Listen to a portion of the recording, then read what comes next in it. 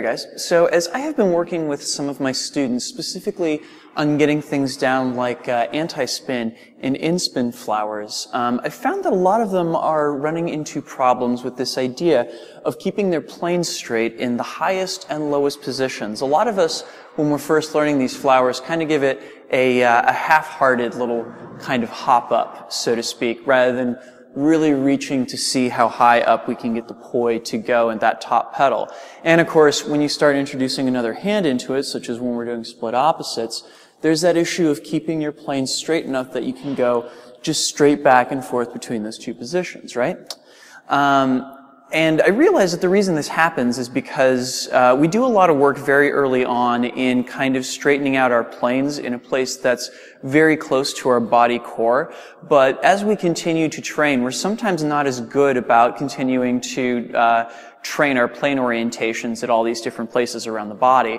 So this is going to be a tutorial specifically on how we can fix that, how we can go about creating these moments where our planes are more straight in these less than desirable positions, right? So we're going to start off actually by revisiting an older exercise, the one where we're essentially doing what I think is called globing, wherein you start with the poi kind of rotating next to you and begin to work your way around so that it's now spinning in wall plane directly in front of you. Continue to turn the plane around until it's going reverse on the inside of your arm, and then switch it around so that it's going reverse on the outside of your arm, right? Now, this is an exercise I've showed off in a previous tutorial, but it's really useful in just about any position that you can possibly think of. So for example, I could stick my arm straight out like this and make use of the exact same exercise. So I can start, it really starts off in a place where it's in wall plane behind the arm, and I can gradually move the plane around to a point where it's in wheel plane. It's just way far out from my body core at this point. I can continue rotating it around and bring it around to a point where it is once again in wall plane, and this time the poi is turning inwards towards me. And then I just flip the orientation of my wrist from palm down to palm up to bring it around to the back side of my arm, right? Where I continue the process and bring it around to a point where it looks like it's going reverse in wheel plane next to me. And then all the way around to it looking like it's going reverse butterfly now in wall plane, right? And of course, I can just switch from palm down to palm up to bring it over to the back side of myself. And of course, I can do this with both hands, and I will do it edge on so you can kind of see what it looks like from the other perspective here. Where if I start it from behind and it looks like it's going forwards towards the camera right here, I can start to rotate the plane around in such a way that it's now going forwards for me, but to the camera that's going to look like clockwise. Continue rotating it around until it comes back towards me on the inside, and it feels to me like it's going reverse. Flip it around to the outside, bring it around, so that it's now going reverse relative to me, but it's going to look like counterclockwise to the camera. Continue rotating it around until now it looks like it's going forwards relative to me, going towards the camera. Flip it back to the outside, right? I'm going to warn you, this is a shoulder buster. Keeping your arm out like this as the poi goes around it is definitely going to be a little bit of a workout for these shoulder muscles right here, but that's a good thing. So the next place that we can apply this where it's really going to help you is actually straight up in front of you right here. Now, this is a place where I really want to correct some technique, because almost every student I've had that I've seen try this tries doing it at first this way, where their elbow is downward and their palm is pointed up directly in front of them, which you can get a stable plane like this, but it's just, it's awkward and it doesn't look particularly interesting. The happy place is, if you imagine that like you're holding like a big beach ball in your hands, and the beach ball just disappears, so your hands drop.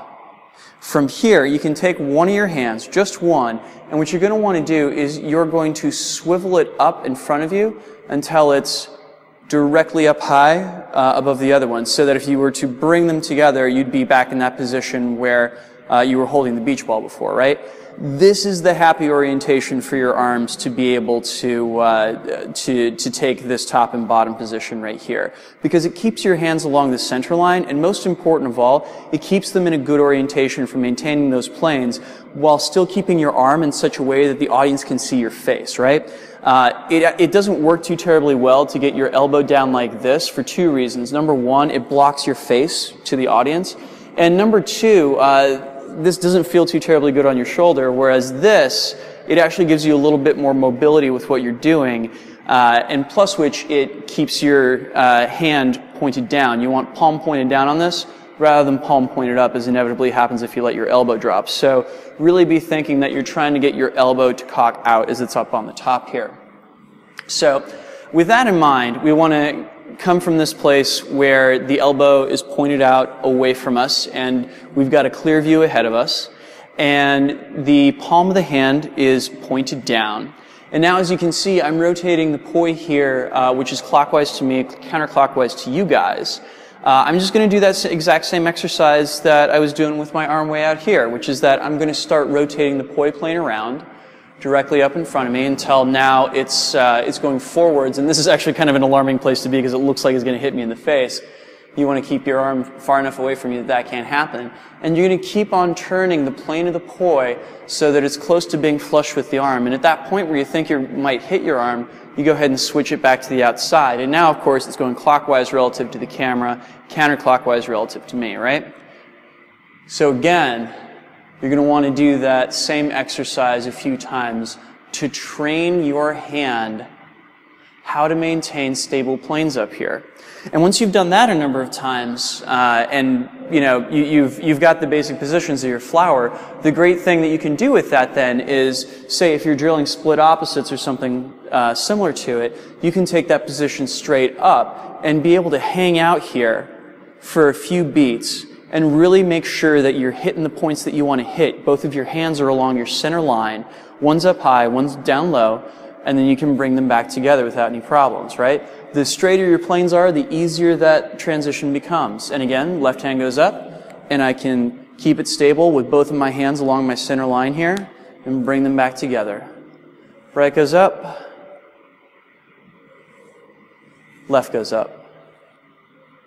If you're having problems kind of taking your split time opposites flowers in such a way that you're really exploring the full range of your movement, I highly recommend this as an exercise to work through. Say, give yourself 2 beats in each spot. 1, 2, 1, 2, 1, 2, 1, 2, so on and so forth, right? And really, really, really seek out that good form where you've got both of your hands along your center line and you're able to keep a straight plane with the hands up top and the hands to either side, right? And then, once you go back into trying to maintain the petals, you'll find that you naturally find the good places for your hands and poi to live, right?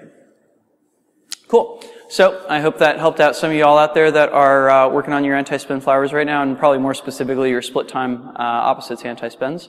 And yeah, I'll be back with you, with another tutorial for you next week. Peace.